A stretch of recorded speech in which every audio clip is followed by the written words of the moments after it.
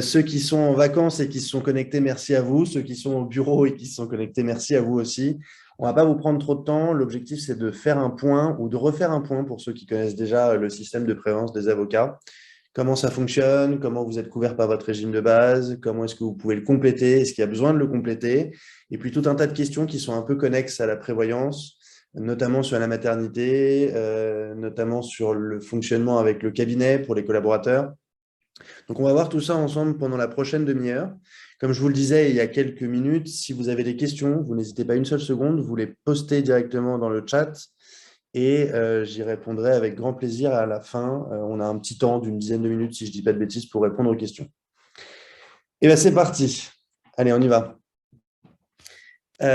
Bon, donc là, on fait notre pub très clairement. Ce qui est important, c'est de savoir que Promis, en tant que courtier, a développé une application web qui nous permet, avec nos clients, avec nos prospects, de pouvoir avoir une belle vision de comment fonctionne votre régime de base. Et alors, on va le voir un peu plus tard, mais les avocats ont une prévoyance très spécifique qui est prévue par votre régime autonome et qui est totalement différente de toutes les autres professions libérales. Ça peut paraître simple, mais en fait, il y a tellement d'incidences des différents barreaux que finalement, ça devient un micmac assez incroyable et que en fonction de vos spécificités, en fonction de votre statut, collaborateur, associé, indépendant, et en fonction du barreau auquel vous êtes rattaché, vous avez des droits qui sont complètement différents de la CNBF et des différents barreaux. Comme vous le voyez, on a des très bonnes notes sur 358 avis depuis la création de notre appli web. Nos clients sont plutôt reconnaissants du boulot qu'on fait. Et donc, j'invite tous ceux qui ne sont pas encore passés par nos mains et qui n'ont pas encore fait leur check-up, leur étude, à nous contacter pour qu'on puisse s'occuper de ça avec eux. Justement, je vais vous montrer comment ça fonctionne. Alors, ouais, top. Voilà. Le contrat de prévoyance, c'est un contrat qui a pour objectif de sécuriser vos revenus dans le cas où vous ne pourriez plus exercer pour des raisons de santé. Ça, c'est le premier objectif de la prévoyance. Donc, c'est ce qu'on appelle l'arrêt de travail et l'invalidité, que je détaillerai un petit peu plus tard. Et le second objectif de la prévoyance, c'est protéger votre entourage dans le cas où vous ne seriez plus là, dans le cas d'un décès. Je veux bien que tu passes à la prochaine, s'il te plaît. Alors, en cas d'arrêt de travail, l'arrêt de travail, de toute façon, ce n'est pas compliqué, c'est toujours les 3 premières années d'un problème de santé. Vous bénéficiez de ce qu'on appelle des indemnités journalières, parce que c'est calculé par jour par les assureurs. Et donc, vous bénéficiez tous les jours d'une indemnité jusqu'à la fin de votre arrêt. Si l'arrêt dure plus de 3 ans, à partir du premier jour de la 4e année, vous n'êtes plus considéré comme en arrêt de travail, vous êtes considéré comme en état d'invalidité. Et votre régime de base et un complément potentiel vous versera ce qu'on appelle des rentes tous les mois jusqu'à ce que vous atteigniez l'âge de départ à la retraite, donc 67 ans. Le calcul de la rente est un peu spécifique, il va se faire en fonction d'un taux d'invalidité, et ça, on en parlera aussi un petit peu plus tard. La dernière garantie, c'est le décès. Et en cas de décès, il y a plusieurs choses qui s'activent, plusieurs garanties. Tout d'abord, il y a un capital qui est défini en fonction de la CNBF, mais aussi en fonction de votre barreau. Et en plus du capital, il y a des rentes qui sont prévues aussi par le régime de la CNBF pour les enfants, mais pas pour le conjoint. C'est quelque chose qu'on peut rajouter, conjoint ou conjointe, bien évidemment, qu'on peut rajouter dans le complément. Donc, tu passes à la suivante. Alors, CNBF, cabinet, barreau, qui verse quoi, dans quel cas et jusque quand? C'est là où le micmac commence un petit peu. En cas d'arrêt de travail, ce qu'il faut que vous sachiez en tant que collaborateur, et vraiment exclusivement en tant que collaborateur, c'est que vous bénéficiez du maintien de votre rétro à 100% par le cabinet. Ça, c'est une obligation qui est prévue dans le règlement intérieur national. Tous les cabinets situés sur le sol français ont l'obligation de maintenir la rétro de leurs collaborateurs pendant les 60 premiers jours. Alors, attention, c'est soit 60 jours consécutifs, soit c'est 2 jours par-ci, 2 jours par-là, une semaine par-ci, une semaine par-là, dans la limite de 60 jours par an. À partir du 61e jour jusqu'au 90e jour, c'est votre barreau qui vous verse des indemnités journalières.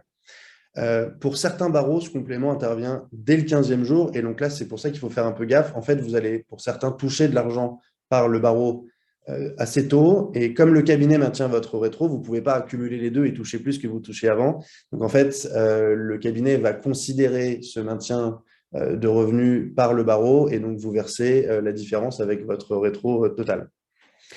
À partir du 91e jour, là pour le coup, c'est l'activation de la CNBF. qui va vous verser 2 700 € par mois jusqu'à la fin de la troisième année. En cas d'invalidité, la CNBF, comme je vous le disais, vous verse une rente d'invalidité. Cette rente, en fait, elle se calcule par rapport à un taux d'invalidité. Alors, comment est-ce qu'on calcule un taux d'invalidité? C'est hyper complexe. Les calculs diffèrent en plus en fonction des assureurs. Ce qu'il faut bien avoir en tête, c'est que l'objectif de la CNBF, l'objectif de l'assureur, c'est déterminer à quel point vous ne pouvez plus exercer votre profession d'avocat. Est-ce que vous pouvez continuer de travailler 20% du temps, 50% du temps, 100% du temps ou plus du tout? Et en fonction de ce taux d'invalidité, vous allez déclencher une partie de la rente. Ce qu'il faut savoir aussi, c'est que la rente qui est prévue par la CNBF est assez minime. C'est-à-dire que dans le cas où vous ne pouvez plus travailler du tout, c'est-à-dire que vous êtes invalide à 66%, le maximum de rente que vous allez toucher, c'est 693 € par mois. Donc en fait, quelle que soit votre spécificité, votre statut, quelle que soit votre rétrocession ou votre revenu, c'est clairement insuffisant. Et c'est pour ça, notamment pour ça, que les contrats de complément sont hyper importants.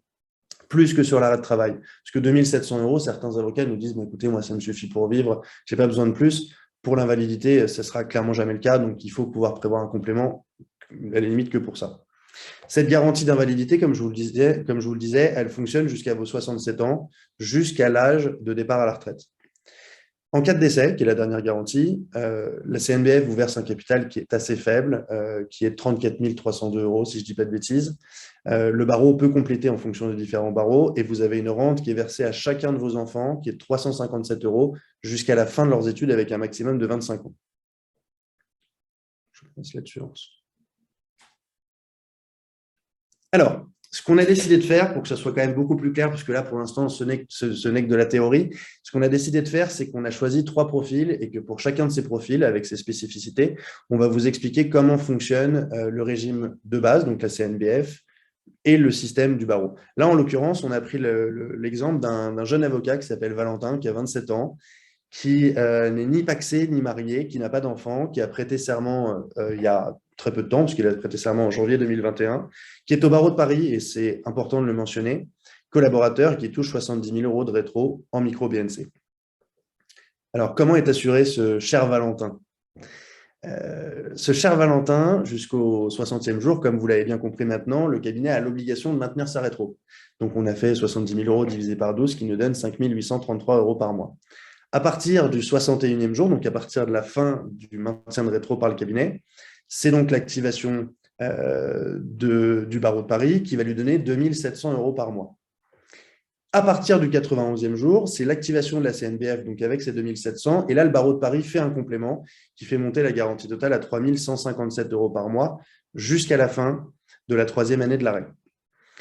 Une notion assez importante aussi, et que beaucoup d'avocats ne savent pas, c'est que quand vous vous arrêtez de travailler pour des raisons de santé, la CNBF, l'URSSAF, l'Ordre continuent d'appeler leur charge sociale jusqu'à la fin de la première année. Et donc, beaucoup d'avocats nous disent, oui, mais moi, il me faut que 3 000 € pour vivre, par exemple. Et on leur dit, ouais, mais le problème, c'est qu'il ne faut pas que vivre. Il faut aussi continuer de payer vos charges sociales. Alors, je sais que vous faites une provision pro qui est pour la plupart assez importante, comprise entre 40 et 50% de votre rétro total. Mais malheureusement, si vous êtes en arrêt pendant 1 an, ce ne sera probablement pas suffisant. Donc, c'est pour ça qu'on a la possibilité, dans un contrat de complément, de rajouter cette partie qui s'appelle frais pro remboursés et qui vous permet d'être indemnisé par l'assureur du montant de vos charges sociales pour pouvoir continuer de les payer aux différentes institutions. À partir du premier jour de la 4e année, ça je vous l'ai déjà expliqué, mais donc le montant maximal que vous pouvez toucher, enfin d'ailleurs, ce n'est pas le montant maximal, mais je vais m'expliquer. Le montant, si vous êtes en arrêt, enfin si vous ne pouvez plus continuer d'exercer votre profession d'avocat, donc 66%, c'est la définition de l'assureur, vous touchez 693 € par mois. D'ailleurs, c'est pour ça qu'on l'a mis en gras. Si vous êtes invalide à 100%, ce qui est juste horrible, parce que la définition, malheureusement, je vais quand même la citer, c'est ne pouvant plus vivre sans l'assistance d'une tierce personne. Là, pour le coup, il y a une espèce de bonus assez sinistre qui vous permet de toucher 1 409 € en tout.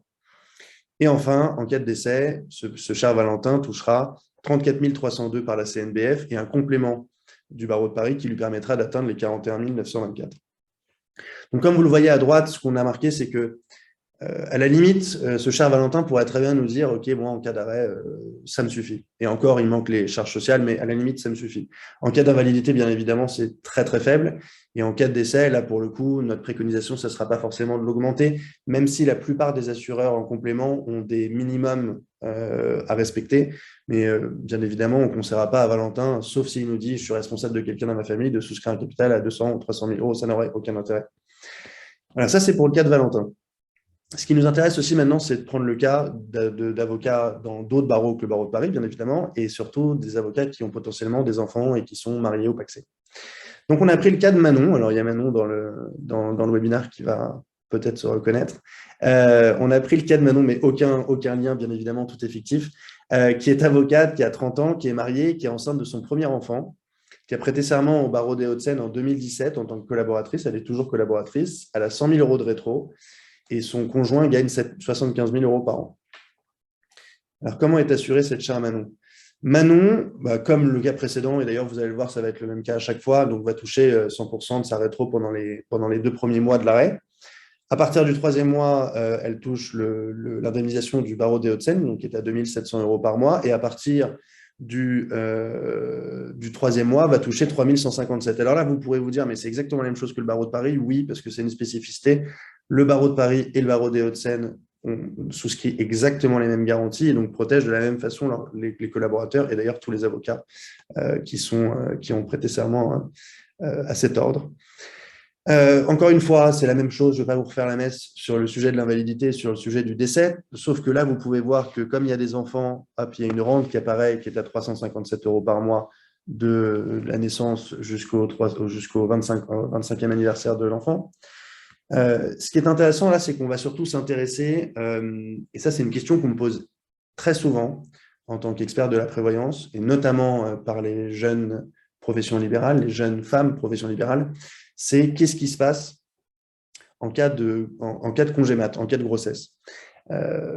C'est assez intéressant parce que, alors attention, là je m'adresse pour le coup aux avocats du barreau de Paris et aux avocats du barreau des Hauts-de-Seine, parce que malheureusement, il y a certains barreaux, certains ordres qui n'ont pas prévu ce qu'on appelle le contrat chance-maternité. Je vais vous en parler un petit peu. Le contrat chance-maternité, c'est un contrat qui a été souscrit par le barreau pour ses avocats et avocates, qui est donc pour lequel tout le monde cotise, qui ne s'applique que pour les avocates, bien évidemment, qui souhaitent avoir des enfants, et qui prévoit que pendant l'arrêt maternité, quelle que soit sa durée, l'avocate va toucher une indemnité en plus de ce que prévoit la Sécu. Donc, vous avez un petit peu le détail, là, en l'occurrence, de ce qui est prévu en tout. Donc, il y a une indemnité Sécu qui est de 56,35 euros par jour, donc ce qui fait à peu près 1 690 euros par mois. Il y a une indemnité qui est prévue par AON, qui est le courtier qui s'occupe de la chance maternité pour le barreau de Paris et le barreau des Hauts-de-Seine, qui va verser 38 euros par jour. Et vous avez un forfait naissance qui va être versé 2 fois par la Sécurité sociale de 1 714 euros. Il va être versé au 7e mois de grossesse et à la naissance de l'enfant. Pourquoi est-ce qu'on parle de ce sujet de maternité? Parce que la prévoyance, dont on parlait tout à l'heure, la CNBF et les compléments potentiels, n'ont pas vocation à intervenir en cas de congé mat. Le congé mat n'est pas considéré comme un arrêt maladie, on considère que c'est quelque chose de consenti. Et donc, à partir de ce moment-là, les assureurs se défaussent en disant « ce n'est pas un congé maladie, donc nous n'activerons pas nos garanties ». Heureusement, il y a des choses qui sont prévues par ailleurs. Alors, il y a bien évidemment une possibilité d'activer le contrat de prévoyance, c'est si le congé maternité ne se passe pas aussi bien qu'on l'aurait voulu. Si vous êtes en arrêt pathologique avant ou après l'accouchement, bien évidemment, c'est un arrêt maladie, donc vous activez les garanties dans leur totalité comme c'est prévu pour un arrêt normal. Ce qu'on a aussi mis en lumière, c'est que pour l'invalidité et pour la couverture de décès, à partir du moment où vous allez être maman, ou vous allez avoir un enfant, ça peut devenir insuffisant et c'est probablement aussi le bon moment, le moment où vous êtes devenu maman, de revoir les garanties de votre contrat parce qu'à partir de ce moment-là, on considère qu'il y a une responsabilité qui se crée et donc bien évidemment qu'il faut le prévoir dans la garantie de décès notamment. Je crois qu'on a un 3e exemple, si je ne dis pas de bêtises, un 3e profil. Ouais, on a le profil d'une dernière avocate qui s'appelle Alice, qui a 33 ans, qui est pacsée, qui a 2 enfants, donc de 2 ans et 4 ans, qui a prêté serment en 2014 au barreau de Marseille. Alors pourquoi on a choisi le barreau de Marseille? Parce que c'est un des barreaux français qui n'a pas de garantie spécifique par le barreau, donc qui peut s'apparenter à tous les autres barreaux qui n'auraient pas mis ce genre de choses en place. Et pour être très honnête, il y a assez peu de barreaux qui ont prévu des garanties complémentaires pour leurs avocats. Donc je pense que le barreau de Marseille va être représentatif de 99% des barreaux français. Cette avocate est associée elle touche, alors ce n'est pas de la rétrocession, comme vous l'aurez compris, c'est du chiffre d'affaires, bien évidemment, j'ai oublié de le corriger, et son conjoint gagne 95 000 euros par an. Alors, comment est assurée Alice? Alice, en tant qu'associée d'un cabinet, ne bénéficie plus du maintien de rétro pour les collaborateurs. Donc, ça veut dire que elle doit s'assumer jusqu'à la mise en place de son contrat par le barreau et par la CNBF.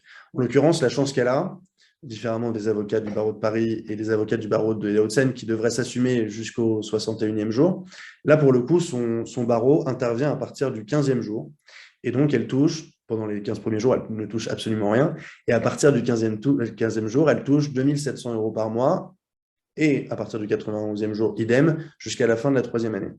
Encore une fois, il y a un sujet de remboursement des frais pro, d'ailleurs, qui va un petit peu s'étendre, parce que quand on est collaborateur, la seule chose qu'on doit assumer en termes de frais professionnels sont les charges sociales, parce que vous ne payez rien d'autre normalement que les charges sociales, pas de loyer, vous ne payez pas de collaborateurs, ni de stagiaires, ni d'alternants, ni autres, enfin, ce genre de choses. Donc, vous n'avez assumé que les charges sociales. Quand on devient associé, notamment d'une structure, on rentre aussi dans le jeu du partage des charges de fonctionnement du cabinet. Et il y a, pour certains cabinets, on doit prévoir, en plus des charges sociales, de mettre un montant dans les frais pro qui rembourserait les charges de fonctionnement. Donc, ça peut monter assez vite. En cas d'invalidité, comme tout le monde, elle ne touchera que 693 euros si elle ne peut plus exercer son métier d'avocate, ce qui est bien évidemment beaucoup trop faible pour une maman de 2 enfants et même pour s'assumer elle-même jusqu'à ses 67 ans, jusqu'à l'âge de départ à la retraite. Et encore une fois, le capital d'essai nous paraît bien insuffisant. Je crois que je suis allé beaucoup plus vite que ce que j'avais prévu de le faire à l'origine. Ce n'est pas très, très grave. Je pense qu'il faut... Si je peux synthétiser un petit peu les choses, je dirais que quel que soit votre barreau, quel que soit le montant de votre rétro ou de votre chiffre d'affaires ou de votre revenu, si vous voulez l'exprimer comme ça, je pense que c'est indispensable de bien connaître vos garanties de base, parce que mine de rien, vous êtes un régime pour lequel les garanties sont assez importantes. Si je devais comparer ça à un autre métier comme les médecins, en fait, c'est juste infernal parce que les garanties sont hyper faibles. Donc, vous êtes un des régimes de profession libérale qui est le mieux protégé par son régime de base, par la prévoyance de base. Malgré tout, c'est hyper important de pouvoir considérer un complément très tôt. Enfin, je pense même si, en termes de préconisation, vous allez me dire c'est mon métier, il est courtier, il va absolument nous vendre un truc. Nous, notre conseil, c'est que dès le début de votre activité d'avocat, vous souscriviez un contrat de prévoyance. Pourquoi? Parce que déjà, vous allez vous rendre compte que c'est très peu onéreux. C'est-à-dire que quand on commence à exercer un contrat de prévoyance qui vous couvre à la hauteur de vos revenus réels et de vos charges sociales, en cas d'arrêt et en cas d'invalidité, c'est un contrat qui va potentiellement vous coûter entre 30 et 40 euros par mois. Effectivement, ça fait une somme. À la fin de l'année, on est quasiment à 500 euros. Sauf que c'est indispensable pour être bien couvert et pour se dire, s'il m'arrive un truc, je peux m'assumer financièrement et je n'ai pas besoin que quelqu'un s'occupe de moi. Ça, c'est hyper important. Alors, bien évidemment, pour l'instant, je vous parle des 40 euros par mois. Si vous ajoutez des garanties à ce contrat, si vous voulez un capital d'essai qui est plus important que celui qui est préconisé et qui peut monter jusqu'à 500 000, 1 million d'euros, c'est quelque chose qui va impacter la cotisation. Mais je veux dire, nous, pour les avocats avec lesquels on travaille, et on travaille avec les avocats de leur début d'activité, donc quasiment 25 ans, jusqu'à leurs 67 ans, on a rarement vu des contrats qui dépassaient, pour les très gros revenus, avec des très grosses garanties, les 200 euros par mois. Donc, c'est quelque chose qui est encore hyper abordable et je pense qu'il ne faut surtout pas passer ce contrat. Je vais faire un point avec une comparaison avec une autre assurance qui est la mutuelle. Quand on a les jeunes avocats en ligne, quand on les voit par visio, quand on les a en rendez-vous, la plupart d'entre eux nous disent ouais, je sais, j'ai entendu parler de la prévoyance, je m'en fous un peu, moi ce qu'il me faut, c'est une bonne mutuelle. En fait, je pense que c'est clairement une mauvaise décision dans le sens où le système de sécurité sociale, en cas de visite de médecin, en cas de besoin d'optique ou de dentaire, est assez bien fichu pour que si vous arrive quelque chose de grave, si vous ayez un accident, un truc d'imprévu, vous soyez plutôt bien remboursé par le système de sécu. En cas d'invalidité, si vous arrivez à un truc vraiment grave et que vous êtes en état d'invalidité, vous ne pouvez clairement pas compter que sur la CNBF. Voilà, et pourtant, en termes de cotises, on est exactement sur les mêmes montants. Un bon contrat pour un jeune avocat de prévoyance, ça coûte 40 euros. Un bon contrat de mutuelle pour un jeune avocat, ça coûte 40 euros. Donc, soit on fait les deux, soit on n'a pas le choix et on doit en faire qu'un, et dans ce cas-là, ma préconisation, c'est vraiment de vous focaliser sur la prévoyance. Est-ce que je vais dire autre chose? Ouais, vous avez, alors ça, vous le retrouverez dans la rediff, bien évidemment. Euh, je suis avec Marie, qui est dans l'ombre depuis tout à l'heure, qui est la directrice marketing de Promis, qui a créé tout un tas d'articles, de blogs qui permettent aux avocats et aux autres professions libérales d'ailleurs d'avoir une meilleure vision de la façon dont les choses fonctionnent. Et vous y retrouvez notamment des simulateurs pour calculer quelle est votre retraite de base. Vous retrouvez des conseils, les pièges à éviter sur les contrats de prévoyance, parce que bien évidemment, vous avez des tas de courtiers d'assurance qui vous proposent des trucs. Et puis, on a du mal de temps en temps à comparer celui qui est bon de celui qui n'est pas bon. Le premier piège à éviter, si vous voulez mon avis, c'est de vous tourner vers un courtier qui fait de tout. Un courtier qui vous dit, moi, je fais du particulier, du professionnel, de l'entreprise, et je fais des assurances de protection sociale, et je fais aussi des assurances d'activité comme la responsabilité civile ou les bureaux. Vous savez qu'il ne sera jamais spécialisé sur les avocats, donc évitez de privilégier ce genre de contact. Aujourd'hui, on est dans une ère d'hyper-spécialisation. C'est un chemin qu'on a pris quand on a créé Promis avec mes associés il y a 4 ans. On s'est dit, il faut qu'on s'hyper-spécialise sur un métier pour qu'on soit devenu incontournable et qu'on sache que, quelle que soit la question qui nous sera posée, on aura forcément une réponse à apporter. Voilà pourquoi aujourd'hui, beaucoup d'entre vous font confiance à Promis. Et maintenant, il y a on a quasiment 1000 clients avocats, même un peu plus, si je ne dis pas de bêtises. Et je pense que, comme vous l'avez vu dans les notes, la plupart d'entre eux sont très contents du conseil qu'on leur prodigue. Je sais qu'il y avait quelques questions, notamment parce que j'ai eu des avocats au téléphone cette semaine en prévision de ce webinaire qui se posaient des questions sur certains points. Donc, je suis assez preneur, si vous en avez quelques-unes. Est-ce que... Marie, tu es sur le chat, toi. Hein. Est-ce que je peux répondre à certaines de vos interrogations? D'ailleurs, qui ne peuvent ne rien avoir avec la prévoyance, hein, puisque comme on s'occupe aussi de mutuelles, de retraite et d'assurance vie, si vous avez des questions ou si vous voulez absolument qu'on fasse un webinaire sur d'autres sujets, faites-le nous savoir aussi, ça nous aidera à préparer le futur. C'est sympa ça, merci. N'hésitez pas à nous poser toutes vos questions. J'essaie de voir si je n'ai pas une question qu'on me pose souvent au rendez-vous qui me viendrait à l'esprit. Ah, est-il vraiment important de prendre une prév dès le début? Ouais, j'y répondais un petit peu tout à l'heure. Ouais, je pense que c'est hyper important de commencer son activité. C'est pas forcément indispensable d'en prendre une. Enfin, c'est horrible ce que je veux dire parce que vraiment, mon métier, ça serait de vous dire que c'est indispensable. C'est pas indispensable d'en prendre une. C'est indispensable d'avoir une vision éclairée du sujet. C'est-à-dire que c'est très, très important de passer un petit moment avec un courtier ou avec un spécialiste de la prévoyance pour savoir exactement comment ça fonctionne, ce que ça protège, combien ça coûte, pour que une fois que vous ayez eu ce conseil éclairé, vous puissiez vous dire de façon la plus avisée possible, OK, je le fais ou je ne le fais pas. Si vous avez compris le sujet et que vous décidez de façon volontaire de ne pas en prendre, tant pis. De toute façon, vous finirez par y arriver. C'est-à-dire que je vois rarement des avocats qui ont plus de 3 ans d'avocature qui n'ont pas souscrit de prévoyance. Donc, vous n'êtes pas obligé de le faire dès que vous commencez votre activité, même si c'est très fortement conseillé. Voilà, c'est ça ma réponse. Et puis surtout pour le budget qui est de 30 ou 40 euros par mois, franchement, vous ne posez pas la question, allez-y. Est-ce qu'il y a une autre question? Encore une fois, je vais essayer de réfléchir à des questions qui me sont posées pendant le... Ah, tiens, j'ai une question qui m'est posée souvent pendant les rendez-vous et qui va sûrement pouvoir dérider certains d'entre vous. Quand vous souscrivez un contrat de complément, vous vous engagez pour une période d'1 an qui est renouvelable par tacite reconduction pour une période d'1 an, et pour une période d'1 an, et pour une période d'1 an. Donc, ça veut dire qu'en toute logique, pendant cette période d'1 an, hormis la date d'échéance de votre contrat, vous ne pouvez pas résilier votre contrat.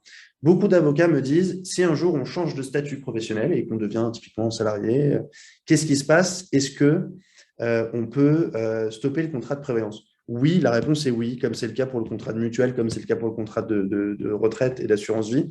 Le contrat que vous avez souscrit est lié à votre statut professionnel et donc si vous changez de statut, vous pouvez interrompre le contrat immédiatement. Je pense que c'est important parce qu'aujourd'hui, on est dans une ère où on a l'habitude de ne plus être engagé. Ça a été le cas sur les forfaits de téléphone à un certain moment. Ça a été le cas sur les contrats de mutuelle depuis l'année dernière. À partir d'1 an d'engagement, vous n'êtes plus engagé, vous pouvez résilier votre contrat quand vous le voulez. Sur la prévoyance, ce n'est pas encore le cas, sauf quand vous changez de statut. Et là, pour le coup, vous n'êtes plus engagé. Alors, j'ai 2 autres questions. Est-il important d'être couvert pour une incapacité fonctionnelle? Certains contrats ne couvrent que l'incapacité professionnelle. Alors ça, c'est une super bonne question. Euh, il y a différentes sortes de considération de l'invalidité par les assureurs. Il y a la considération fonctionnelle, la considération professionnelle et la considération, ce qu'on appelle le barème croisé. Fonctionnel, ça veut dire que l'assureur va considérer à quel point l'affection qui vous impacte dans votre vie personnelle. Est-ce que ça vous empêche de vaquer à votre vie de tous les jours, mais de façon perso? C'est clairement pas recommandé quand on est un spécialiste du droit, comme le sont les avocats. Il y a le sujet professionnel qui est la prise en considération de votre métier et la façon dont ça vous impacte dans l'exercice de votre profession d'avocat. Pour nous, c'est ce qui est le plus recommandé parce que dans les autres cas, si l'assureur détermine que vous ne pouvez plus exercer votre profession d'avocat, mais que vous pouvez continuer de faire un autre métier, vous avez la possibilité qu'il ne déclenche pas toute la rente. Tandis que dans le barème professionnel, si vous ne pouvez plus être avocat, vous ne pouvez plus rien faire aux yeux de l'assurance et donc vous déclenchez toute la rente. C'est ma réponse, Alexandre. J'ai une question de Benjamin et après je reprendrai les deux autres questions. Est-ce que les contrats de prévoyance sont déductibles des impôts? Alors oui, déductibles des impôts, non. En fait, le contrat de prévoyance rentre dans un cadre fiscal qui s'appelle le cadre fiscal Madelin, qui vous permet, lorsque vous n'êtes pas en micro-BNC, de déduire ces cotisations de vos charges professionnelles. En fait, vous le déduisez de votre chiffre d'affaires. Donc, in fine, ça va faire que vous allez avoir un net imposable moins important et donc ça va faire que vous allez générer une économie d'impôt sur le revenu. Mais ce n'est pas déductible des impôts. Et notamment quand vous êtes en micro-BNC, c'est clairement pas déductible. La seule assurance de protection sociale qui est déductible pendant le micro-BNC, c'est la retraite. Voilà. C'est la seule que vous pouvez déduire lorsque vous êtes en micro-BNC. Quand vous n'êtes plus en micro-BNC, vous pouvez déduire mutuelle, retraite et prévoyance. La question d'Alexandre aussi, quel est l'avantage de passer par un courtier? Alors là, je vais clairement nous vendre, hein, c'est normal. En même temps, on ne peut pas attendre autre chose d'un courtier d'assurance. Il y a plusieurs avantages à passer par un courtier. En général, ce que se dit n'importe quelle personne, c'est je passe par un courtier, donc ça va forcément me coûter de l'argent. C'est faux. Quand vous passez par un courtier d'assurance, vous bénéficiez du volume de clients dont il s'occupe et donc de son poids face aux assureurs. Donc, c'est notamment pour ça que je vous invite à nous recommander auprès de vos confrères, parce que plus on aura de clients avocats, plus on aura du poids auprès des assureurs et plus on pourra négocier des trucs assez cool. Là, en l'occurrence, on ne vous coûte pas plus, on négocie un prix qui est mutualisé par rapport à nos clients. Ce prix, c'est le prix que vous payez à l'assureur et l'assureur nous rémunère en tant qu'apporteur de l'affaire et en tant que gestionnaire administratif du contrat. C'est-à-dire que toute la vie du contrat de prévoyance que vous avez signé par notre intermédiaire, ou de la retraite, ou de la mutuelle, ou de l'assurance vie d'ailleurs, promis et le gestionnaire, c'est-à-dire qu'on organise des bilans chaque fin d'année. C'est un truc dont on est assez fier parce que peu de courtiers le font. Et pendant ces bilans, notre objectif, c'est de vous dire est-ce que les choses ont évolué professionnellement, personnellement? Est-ce qu'il y a des changements dont on devrait être averti qui pourraient potentiellement impacter notre préconisation initiale et vous faire dire en fait, il y a des changements à effectuer sur la prévoyance, sur telle assurance. Et donc, à ce titre, l'assureur nous paye en tant que gestionnaire. Donc, premièrement, en termes de tarifs, il y a un avantage chez la volumétrie. En général, on a des meilleurs prix que ce que l'assureur fait en direct. Deuxièmement, vous avez un vrai accompagnement. Et troisièmement, vous avez une personne à qui vous pouvez poser vos questions tout le temps, sans aucun délai, parce qu'on est assez réactif, contrairement à un assureur qui est hyper dur à joindre. Parce que les assureurs se sont peu à peu complètement déresponsabilisés du côté gestion et vente, parce que maintenant, c'est quasiment que les courtiers qui vendent pour eux. Donc, les assureurs ne savent plus le faire et donc c'est très compliqué de passer en direct. J'ai une question. Que signifie le fait de pouvoir déduire la retraite en BNC? En micro-BNC, attention, hein, j'ai bien dit micro-BNC. En fait, depuis le 1er janvier 2020, non d'ailleurs je dis une bêtise, depuis le 1er octobre 2020, quasiment 1er janvier 2021, la retraite Madelin a été réformée par le gouvernement, par la loi Pacte, et maintenant on n'appelle plus ça la retraite Madelin, on appelle ça la retraite PER, le plan épargne retraite.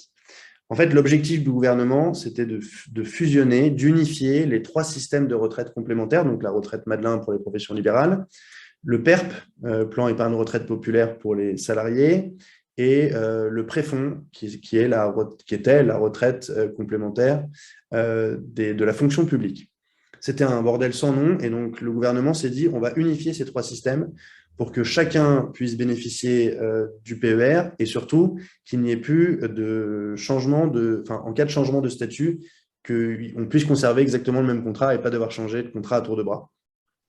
Pourquoi est-ce que j'inclus cette discussion? Parce que quand vous êtes en micro-BNC, le fisc va considérer que vous faites la déduction de votre PER directement sur votre net imposable. Quand vous sortez du micro-BNC et que vous devenez réellement, en termes fiscal, profession libérale, vous déduisez plus ça de votre revenu imposable, vous déduisez ça directement de votre chiffre d'affaires. C'est ça la réponse. Donc c'est pour ça qu'en micro-BNC, vous pouvez déjà le déduire comme si vous étiez salarié. J'ai plein de questions. C'est bien. Fedor qui me dit, j'ai souscrit un contrat il y a 2 ans, quand dois-je le revoir? Ça dépend. Ça dépend. Je pense qu'un contrat de prévoyance doit être revu à peu près tous les 2 ans. Donc, je ne dis pas ça parce que vous venez de me le dire.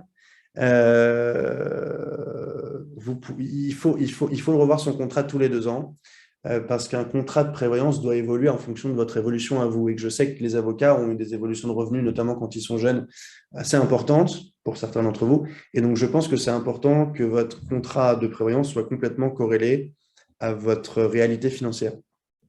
Sinon, je dirais que, mis à part ces fameux 2 ans ou 3 ans, grand maximum, je pense que c'est important de revoir son contrat de prévoyance à chaque fois qu'il y a une vraie évolution dans votre vie perso. On en parlait tout à l'heure avec les différents profils. Lorsque vous avez un enfant, lorsque vous vous mariez, lorsque vous venez d'acquérir aussi votre résidence principale ou vous venez d'acquérir un bien immobilier, parce que bien qu'il y ait les contrats d'emprunteurs qui existent, je pense que c'est aussi important de se dire je suis encore plus protégé du côté perso. Donc en fait, il faut le revoir soit une fois tous les 3 ans, ce qui est plutôt bien, et vous ne vous rendez pas compte à quel point les avocats ont du mal à revoir leur garantie. On tombe sur des gens qui ont le même contrat depuis 15 ans, qui est clairement challengeable. Donc je pense qu'il faut le revoir régulièrement ou à des moments importants de votre vie. J'ai toujours une question sur la déductibilité. Cela veut dire qu'on peut le déduire sur le chiffre d'affaires plus le déduire fiscalement de l'impôt. Alors non, vous ne pouvez pas le déduire des deux. Je vais rentrer dans le détail un tout petit peu technique. En fait, quand vous êtes profession libérale, vous bénéficiez de 2 plafonds de déduction. Vous bénéficiez d'un plafond de déduction comme le reste de la population sur l'impôt sur le revenu, qui est de 10% de votre net imposable annuel. Donc ça, c'est le côté perso. Et lorsque vous n'êtes plus en micro-BNC, vous bénéficiez aussi du plafond pour les libéraux, qui est de 15% de votre revenu net imposable, compris entre 42 000 et 320 000. Donc, le gouvernement, pour faciliter les choses, a dit, au lieu de déclarer les 10% à titre perso et les 15% à titre pro, on va permettre à un professionnel libéral qui n'est plus en micro-BNC de le déclarer à 100% sur le pro. Mais en réalité, quand vous êtes en micro-BNC, c'est uniquement le plafond perso qui s'applique. Et à la sortie du micro-BNC, vous avez l'activation du plafond professionnel. Je ne sais pas si je suis plus clair. Vous me dites. Élie, qui a encore une question, ça n'arrête pas. Ça prend combien de temps pour être mis en place? Le contrat de prévoyance, 2 cas de figure. Dans le cas de figure où vous avez, je sais que ça va être hyper discriminatoire, mais malheureusement, c'est comme ça que fonctionnent les assureurs. Dans le cas où vous n'avez pas d'antécédents médicaux trop importants, le contrat de prévoyance peut être mis en place du jour au lendemain. Si vous nous dites, voilà, je n'ai jamais eu de problèmes médicaux, je vais mettre en place un contrat qui respecte bien évidemment des montants de garantie qui ne sont pas trop importants, mais jusqu'à à peu près 10 000 euros par mois, vous pouvez mettre en place votre contrat dans l'heure. Vous nous dites, j'en ai besoin aujourd'hui. Moi, bien évidemment, quand vous mettez un contrat en place aujourd'hui, l'activation ne sera que le lendemain, mais c'est hyper rapide. Si pour le coup, vous avez des revenus trop importants ou que vous avez des antécédents médicaux, l'assureur nous oblige de vous faire passer par un questionnaire financier et potentiellement des examens qui peuvent durer quelques jours, quelques semaines. Mais en règle générale, un contrat est mis en place soit le jour même, soit au maximum un mois plus tard, un mois après la demande de souscription. Est-ce que j'ai d'autres questions que je n'aurais pas pu lire? Non, je crois que c'est tout. Hein. Il y a une nouvelle. Ah, une dernière. Au niveau des antécédents médicaux, l'intérêt de mettre en place un contrat de prévoyance taux est également d'éviter la survenance de problèmes et donc de s'assurer avant. C'est exactement ça. C'est un peu... je pense qu'il y a 2 choses qui terrifient un courtier d'assurance. La première, c'est... j'ai peut-être un peu tardé pour mettre mon contrat de prévoyance. J'ai un problème médical, il faut que je le fasse. bah, c'est foutu. Parce qu'en fait, si vous avez un problème médical, le propre de l'assurance, c'est le caractère aléatoire de la survenance d'un problème. Donc, si l'assureur sait qu'il y a déjà des problèmes médicaux, il va bien évidemment se protéger en disant « je suis désolé, mais on ne peut pas vous prendre ».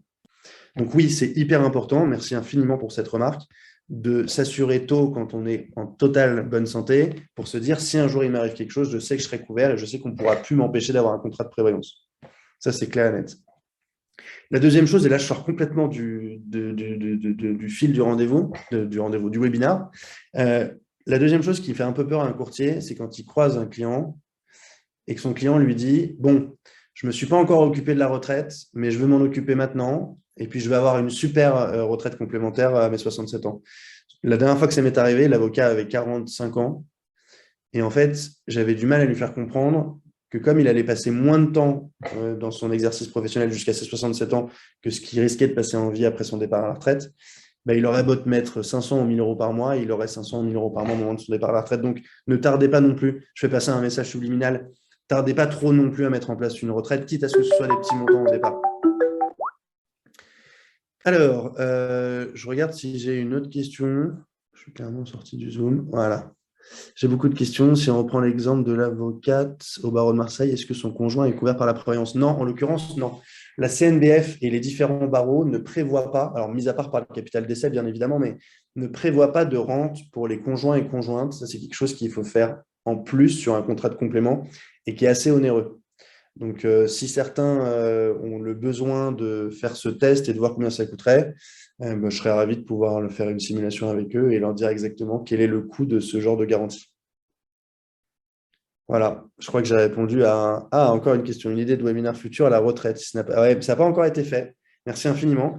Ouais, ça n'a pas encore été fait et c'est un sujet qui est assez complexe aussi, sur lequel je pense que la plupart des gens ont besoin d'être briefés parce que ça paraît tout de suite assez diabolique de se dire on va confier de l'argent à un assureur pour un événement qui risque d'arriver dans une trentaine d'années.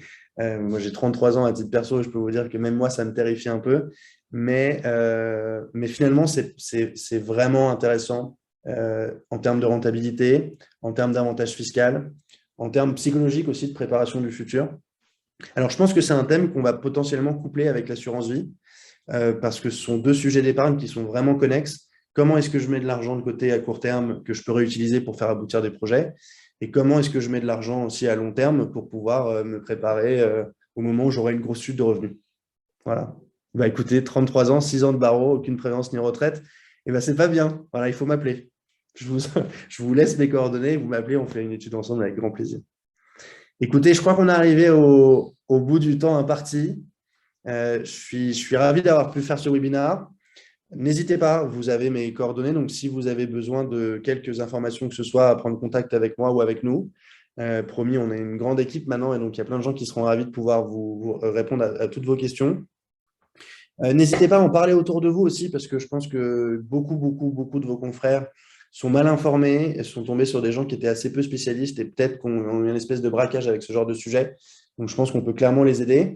Et puis, bien évidemment, on vous préviendra dès qu'on fera un nouveau webinaire, probablement sur la retraite et l'assurance vie, peut-être un jour sur la mutuelle ou d'autres sujets, il y a d'autres sujets qui vous intéressent. Oui, Élie, la dernière question, je vais y répondre. L'étude est complètement gratuite. Nous, comme je vous le disais, on est rémunéré par l'assureur, donc n'hésitez pas. On est gratuit et on est hyper sympa. Merci infiniment à tous, passez une très bonne journée. Et puis, si vous voulez voir le replay, pour ceux qui sont arrivés un peu en retard, il sera disponible, je pense, dès cet après-midi ou dès demain. Passez une bonne journée, au revoir.